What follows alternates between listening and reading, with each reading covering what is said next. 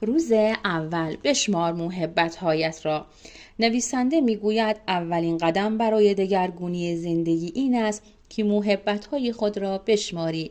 وقتی برای هر چیز کوچکی سپاسگزاری می‌کنی، پول، خانواده، سلامتی، کار، حتی نفس کشیدن، آن چیز بیشتر می شود. باید 10 محبت زندگیت را لیست کنی و برای هر کدام بنویسی چرا بابتش سپاسگزاری.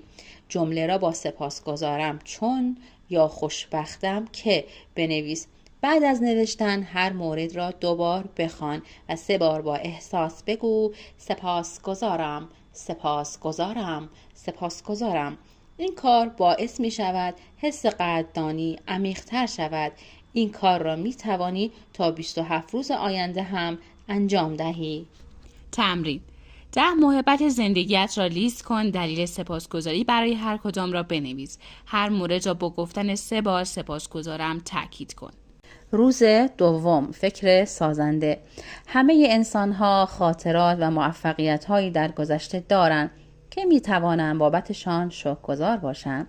وقتی روی محبت‌ها تمرکز کنی، ذهن و انرژیت مثبت می‌شود.